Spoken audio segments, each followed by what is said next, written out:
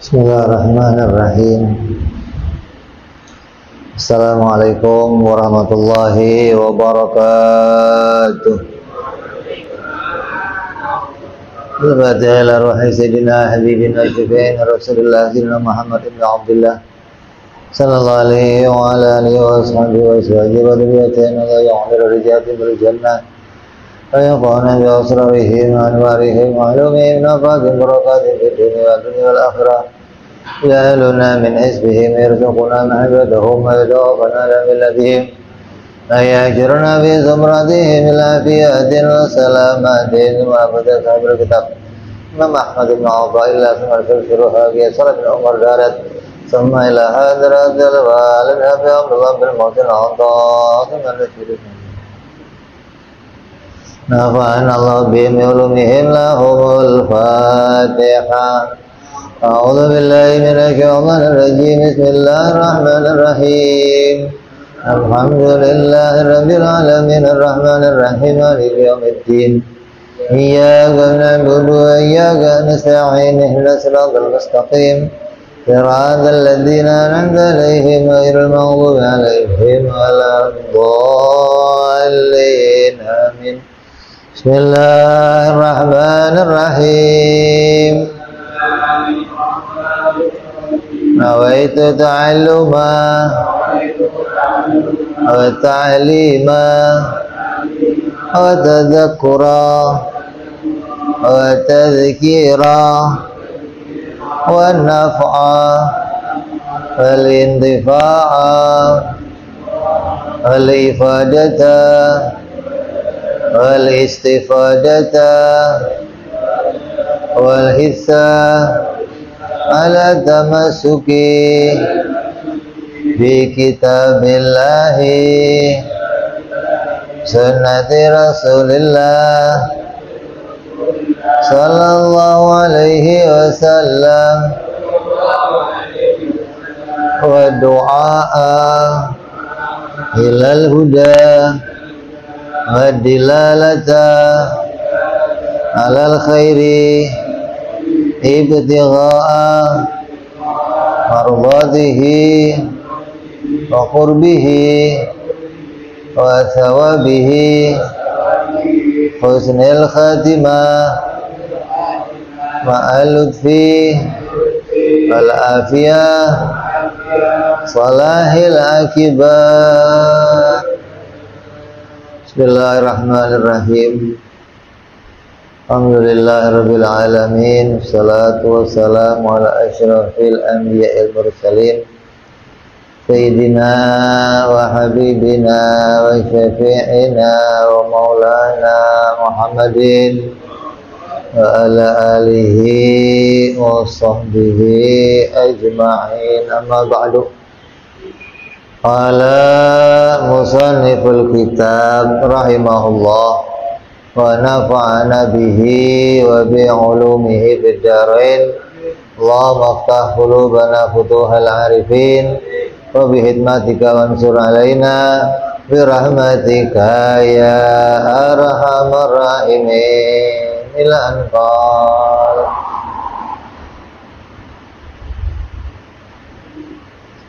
Sampai hikmah yang ke-91.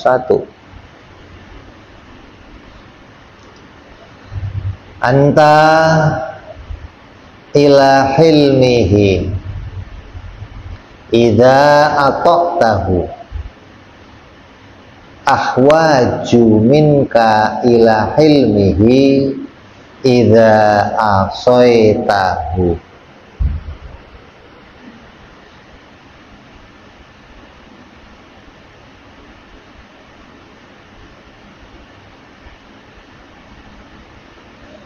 Engkau lebih membutuhkan pengampunan dan kesabaran Tuhan ketika engkau berbuat taat melebihi ketika engkau berbuat maksiat.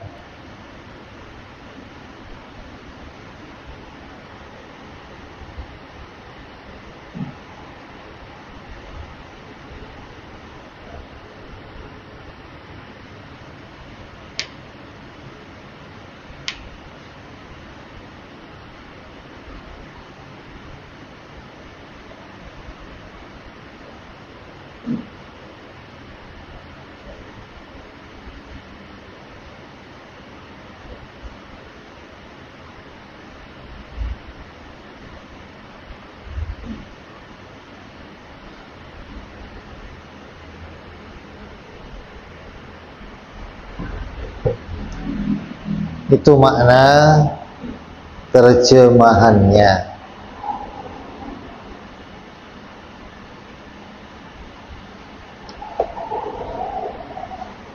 Hilmun, apa hilim itu? Atau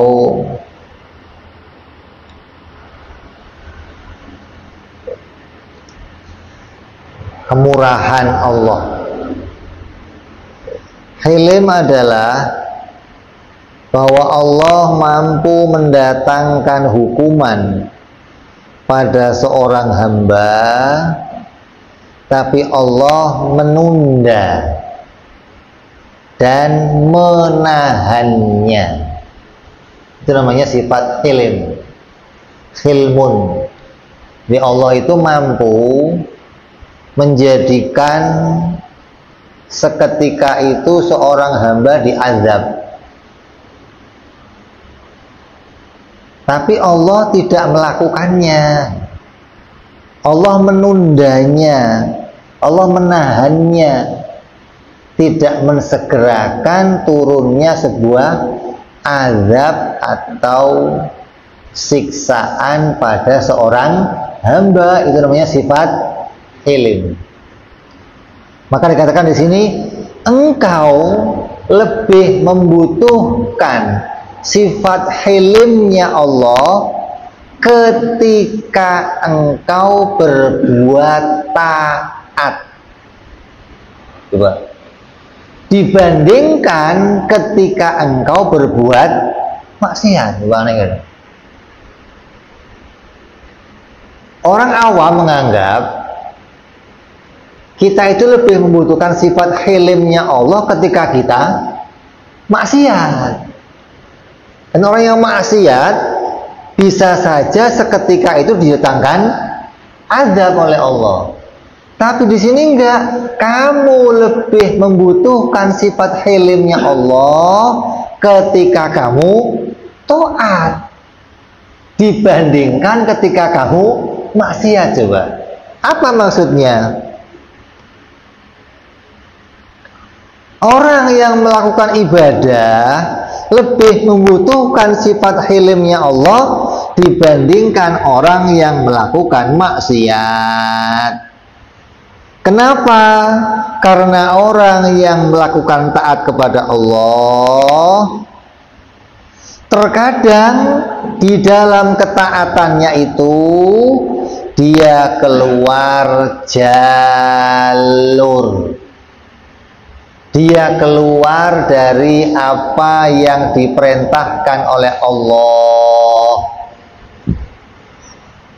Muncul kesalahan-kesalahan besar ketika dia melakukan taat.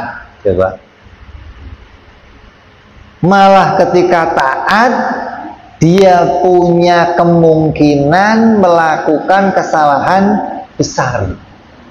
Apa di antara kesalahannya? Muncul di dalam hatinya sifat riya, pingin dipuji orang, pingin dipandang orang, pingin dialem sama orang, pengen diperhatikan, dapat penghargaan. Kalau kamu upload, kamu ngecek berapa yang like, kok belum ada yang like, kamu nggak seneng gitu ya. Kalau udah ada yang like, alhamdulillah banyak yang like. Itu tandanya dalam keperbuatan baik kamu muncul sebuah kesalahan. Apa? Kamu pengen diperhatikan orang lain, pengen dapat pujian dari orang lain. Karena atau muncul lagi apa? Ujub, sombong. Muncul merasa takabur, merasa bisa melakukan kebaikan sendiri. Merasa muncul sifat apa? Yang kemarin apa? Khudul. Merasa ibadahnya pingin ibadahnya punya nilai. Itu kesalahan besar yang muncul ketika kamu melakukan taat atau ibadah. Karena semua kesalahan yang muncul di batin itu lebih besar dosanya daripada kesalahan yang muncul pada zahir. Kesalahan batin itu diperhitungkan dosanya lebih besar dosanya daripada kesalahan zahir. Dosa yang kamu perbuat di luar ini kelihatan oleh orang dibandingkan dosa yang nggak kelihatan sama orang, lebih besar dosa yang nggak kelihatan sama orang.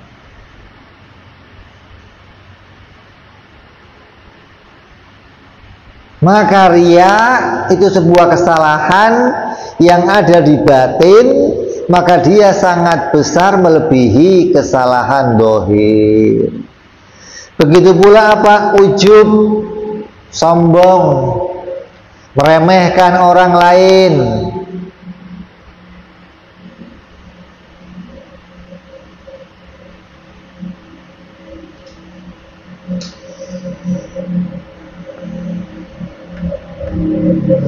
Atau merasa bisa berbuat kebaikan, menghina orang yang tidak melakukan ketaatan, merendahkan orang yang nggak sholat. Ente apa? Saya ini loh udah muadzin, imam lagi, qomat lagi, tapi nggak ada makmumnya. Dia yang azan, dia yang imam, dia yang qomat sendirian. Yang lain apa? Menganggap yang lain tidak punya kebaikan, meremehkan orang lain. Maka sangat ditakutkan berbaliknya keadaan dirinya yang tadinya taat ibadah menjadi maksiat yang sangat besar, dan dia tidak tahu kalau ibadahnya itu sudah rusak. Dia nggak menyadari ibadahnya itu penuh dengan dosa, dan lebih berat dosanya lagi menganggap dirinya telah menjadi orang yang soleh. Ini juhul murokab, bodohnya double.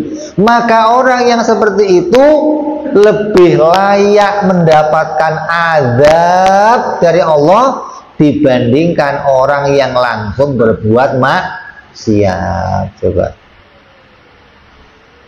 Kenapa? Karena orang yang berbuat maksiat ngaku saya salah. Nggak pernah orang bermaksiat, oh saya mau nggak salah, minum arak nggak apa-apa, nggak ada. Orang yang maksiat banteng kartu ngaku saya salah.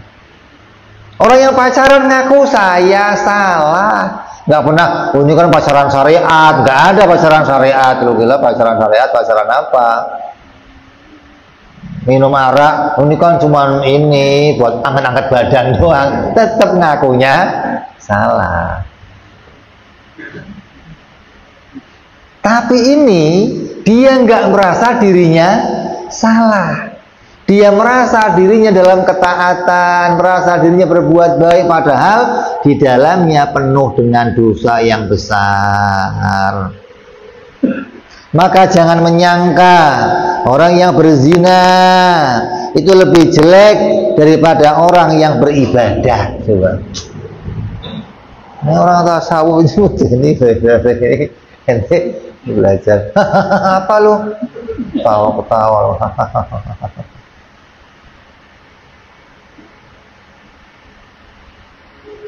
Karena terkadang orang yang ahli ibadah lebih jelek dibandingkan orang yang zina ketika tercampur maksiatnya hati di dalam ibadah. Orang yang maksiat zahir, ya zahir, nggak pernah tercampur maksiat batin. Tapi ini ada orang ibadah yang zahirnya taat, batinnya maksiat. Batinnya sedang ingkar kepada Allah, batinnya sedang berbuat dosa kepada Allah, hingga orang lain nggak melihat dirinya berbuat dosa. Bahkan dirinya sendiri kadang nggak menyadari kalau dia sedang berdosa. Maka jika tidak ada sifat hilim dari Allah, seorang ahli ibadah yang melakukan maksiat batin layak mendapatkan murka dan dijatuhi azab oleh Allah, dijauhkan dari ridhonya Allah. Itu lebih layak dibandingkan orang yang langsung maksiat. Ini jangan jadi pilihan. Berarti gua dengan maksiat langsung dong, ngawur namanya. Jadi ini mau menunjukkan bahwa kalau maksiat jelas dosa, gitu loh. Wong ibadah kamu ibadah perlu kamu hati-hati. Kalau kamu nggak ibadah gimana? Ya lebih jelas maksiat semua namanya. Oh kalau begitu saya nggak usah ibadah dong, ya jelas maksiat kalau begitu. Jadi ibadah kamu harus kamu hati-hati. Jangan-jangan dalam ibadah saya terselip riya, terselip ujub, terselip rasa bangga diri, terselip merendahkan orang lain, terselip minta dihargai oleh Allah. Ini bentuk kemaksiatan yang banyak yang muncul dalam dosa-dosa ibadah. Maka dari itu Nabi Muhammad Shallallahu Alaihi Wasallam apabila selesai sholat fardu, dia mengajarkan istighfar 3 kali. Tujuannya adalah mengajarkan kepada umat agar mengharapkan ampunan dari Allah atas kekurangan ibadah yang dia lakukan. Jangan menganggap istighfar setelah sholat itu untuk meminta ampunan hal-hal yang kita kerjakan di luar sholat. Ini banyak orang salah paham nih. Dikira habis sholat istighfar. Kenapa? Meminta ampun dosa-dosa kamu yang banyak tuh yang dikerjakan sebelum sholat. Enggak begitu, bro. Justru dosa di dalam sholat itulah yang kita perlu minta maaf. Kalau dosa di luar sholat, dosa yang kecil otomatis diampuni, kamu wudhu diampuni, kamu sholat diampuni. Dosa yang gede, zina, minum arak, kamu taubat langsung untuk maksiat itu. Enggak untuk maksiat yang kamu belum tahu, enggak. Tapi istighfar setelah sholat ini untuk meminta ampun dosa di dalam sholat, gitu loh. Kadang dalam sholat kita enggak sengaja ngelakuin maksiat, merasa bisa sholat, merasa bisa beramal, merasa lebih baik dari orang lain, pengen dipuji sama orang lain. Apalagi pas lagi sholat pacarnya lewat, lagi sholat mertua lewat.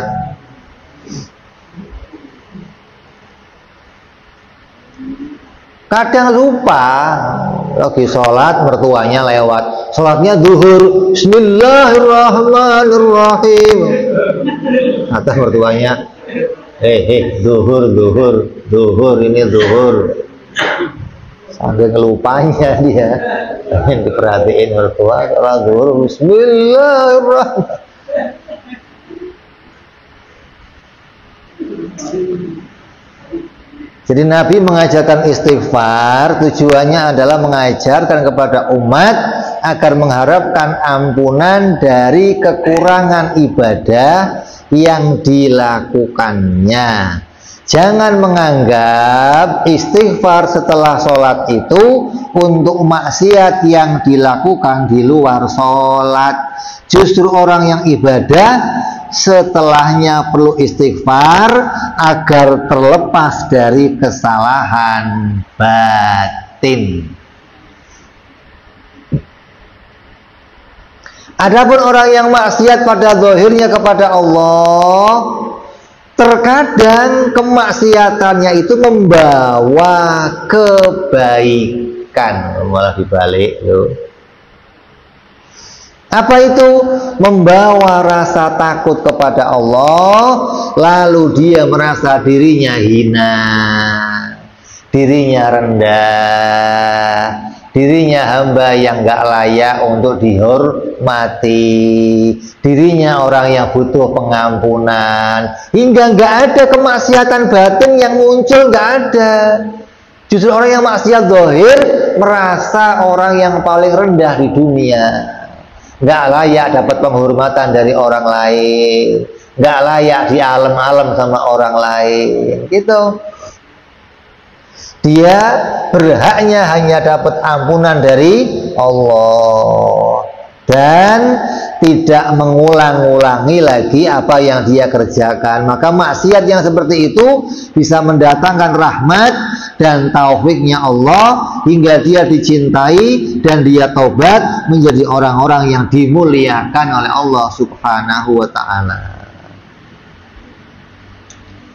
Dikisahkan pada zaman Bani Israel, ada satu orang yang mulia dan ada satu orang yang jahat, bajingan, tengik. Tengik itu maksudnya udah saking lama jadi bajingan sampai tengik loh. Suatu hari orang yang jahat itu bertemu dengan orang yang soleh, dan yang jahat itu memberikan salam dengan harapan ketika orang yang soleh menjawab, dia mendapatkan rahmatnya Allah berkat jawaban salam dari orang yang soleh. Namun orang yang soleh justru membuang muka dan mengatakan, jauh-jauhlah kamu dari aku, nanti aku mendapatkan murkanya Allah karena berdekatan dengan kamu. Coba, yang soleh merasa bangga diri, merendahkan orang lain, menganggap dirinya mulia hingga dia takut mendapatkan kemurkaan Allah. Yang maksiat mengharapkan rahmat Allah, tahu dirinya penuh dosa, dirinya hina, dirinya rendah, berharap diampuni oleh Allah. Maka pergilah orang jahat itu menghindar dari orang yang soleh dan pulang ke rumahnya dalam keadaan sangat sedih dan merasa menjadi orang yang sangat hina. Tambah nangis, tambah merasa dirinya penuh dosa, tambah merasa dirinya butuh diampuni oleh Allah, butuh dirahmati oleh Allah. Maka seketika itu Allah mewahyukan kepada Nabi yang ada pada zaman itu untuk memberitakan kepada keduanya agar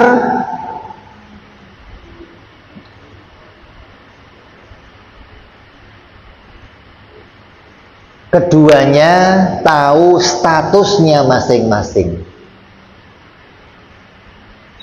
Maka Nabi itu datang yang pertama ke rumahnya orang yang ahli ibadah.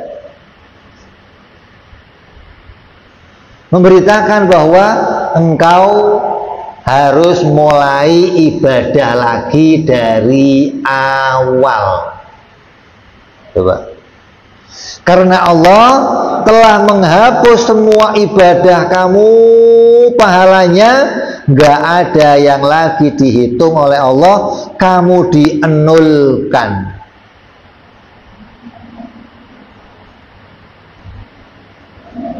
Jadi mulai sekarang ente mulai dari awal ibadah lagi. Apa yang kamu anggap dulu mulia, Allah sudah menghapus, pahalanya udah nggak ada. Karena dosa yang ada di hati kamu, dan kamu nggak merasa diri kamu punya dosa. Kalau Nabi tadi menghampiri orang yang ahli maksiat, apa kata maksiat? Mulai sekarang, mulailah kamu ibadah, karena dosamu semua dihapus oleh Allah.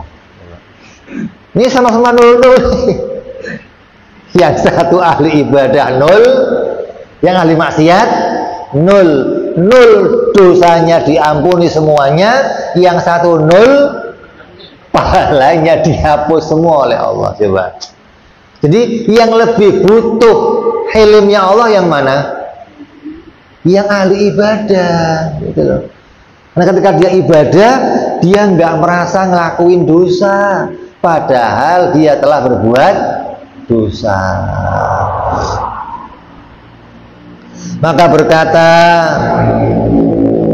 seorang wali, yaitu Imam Abu Yazid Al-Bustami rahimahullah, orang yang maksiat zahir perlu hanya satu tobat kepada Allah.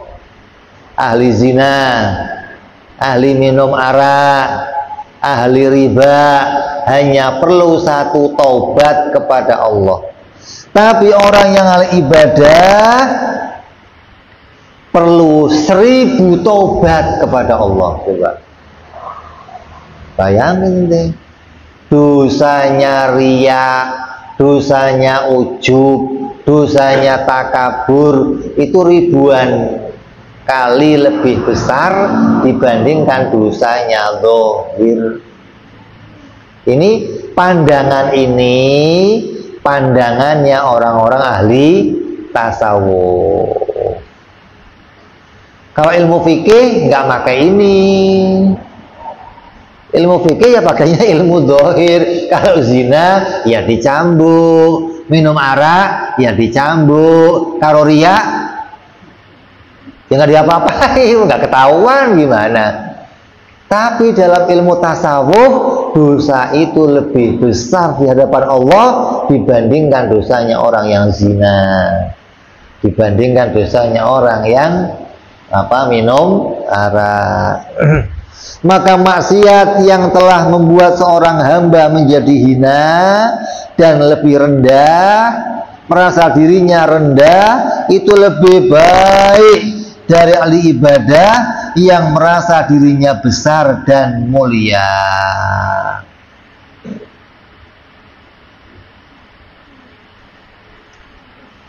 Jadi jangan dikira orang kalau sudah pakainya jubah, udung-udungnya kayak ban Vespa, itu hatinya bisa terus rusak semua hatinya. Justru dia bisa lebih merendahkan diri dibandingkan orang yang rendah. Kenapa? Dia menjaga kesalahan batinnya. Karena kesalahan batinnya bagi dia lebih diperhitungkan daripada kesalahan zahir. Dia sudah nggak ngelakuin kesalahan zahir, tapi dia khawatir ngelakuin kesalahan batin. Sebaik-baiknya hamba adalah hamba yang mau berbuat taat dan dia tidak melihat ibadah itu dari kemampuannya sendiri, tapi dia melihat ibadahnya itu datang dari Allah. Sebaik-baiknya ibadah, yang ibadahnya apa? Lillah, billah, minallah, ilallah. Lillah, billah, minallah, ilallah. Ini sebaik-baiknya ibadah. Orang yang sudah bisa lillah. Apa lillah itu? Maknanya ibadahnya sudah bukan karena yang lainnya, bukan karena tetek bengek, ibadahnya murni ikhlas karena ditolong oleh Allah, karena perintahnya Allah. Dia bisa mengerjakan karena pertolongannya Allah. Ibadahnya hanya untuk Allah. Ibadahnya itu miliknya Allah. Tulillah, billah, minallah, ilallah. Dan seburuk-buruknya hamba adalah orang yang berbuat kemaksiatan dan terus-menerus dalam kemaksiatan hingga dia tertipu dengan sifat kebijaksanaan atau sifat hilimnya Allah dan terus berangan-angan untuk bisa selamat dari siksaan dan mendapatkan syafaat Nabi, tapi tidak berhenti dari berbuat maksiat. Ini kalau kamu nggak membongkar makna ini dari makna tauhid, kamu nggak ketemu nggak? Orang yang bisa mengatakan lillah, minallah, lillah, billah, minallah, ilallah, itu dimulainya dari orang yang ngaji ilmu tauhid. Kalau dia nggak mulai dari ngaji ilmu tauhid, dia nggak akan bisa sampai mendapatkan terbuka hatinya untuk seperti itu. Begitupun sebaliknya, seburuk-buruknya orang adalah orang yang melakukan kemaksiatan yang terus-menerus hingga dia merasa bahwa dia tidak akan diazab oleh Allah Subhanahu wa ta'ala. Jadi orang yang ahli ibadah itu lebih membutuhkan sifat hilimnya Allah dibandingkan orang yang maksiat. Yang maksiat juga butuh sifat hilimnya Allah, tapi lebih membutuhkan orang yang ahli ibadah. Karena orang yang maksiat itu dia sadar bahwa dirinya melakukan sebuah kejahatan, ngelakuin sebuah dosa, ngelakuin sebuah kemaksiatan yang membuat dirinya hina, dirinya rendah, dirinya itu membutuhkan ampunan dari Allah. Tapi orang yang ahli ibadah, ketika dia ngelakuin dosa di hatinya, dia terkadang nggak merasa sedang melakukan dosa. Ini hikmah yang mana kita diingatkan, jangan sampai kita merasa menganggap bahwa istighfar yang kita kerjakan setelah sholat itu hanya untuk meminta ampun untuk dosa-dosa di luar sholat. Tapi istighfar yang kita kerjakan setelah sholat itu untuk minta ampun atas dosa-dosa kita di dalam sholat. Karena dalam sholat terkadang kita ngelakuin maksiat. Mudah-mudahan kita semua senantiasa ada dalam hilmnya Allah, diampuni segala kesalahan-kesalahan kita, diampuni segala kekurangan ibadah kita, diampuni maksiat-maksiat kita oleh Allah, dan dirubah jadi orang-orang yang taat, bisa ahli ibadah, jauh dari maksiat, hingga mendapatkan keridhaan Allah di dunia dan di akhirat nanti. Amin ya rabbal alamin. Ala hadhihi niyyah wa ala niyatin shalah wa ila hadratin nabi. Al-Fatihah. A'udzu billahi minasy syaithanir rajim. Bismillahirrahmanirrahim. Alhamdulillahi rabbil alamin arrahmanir rahim maliki yaumiddin. Iyyaka na'budu wa iyyaka nasta'in. Ihdinas siratal mustaqim. Siratal ladzina an'amta 'alaihim ghairil maghdubi 'alaihim waladdallin. Amin ya Rabbana tarafna biyana nagtarafna wa annana asrafna ala ladha ashrafna fatub alayna taubah taghsil kulli haubah واستر لنا عوراتي وآمن رأتي واغفر لوالدينا ربي ومولودينا والأهل والإخوان وسائر الهلال وكل ذي محبة أو جيرة أو صحبة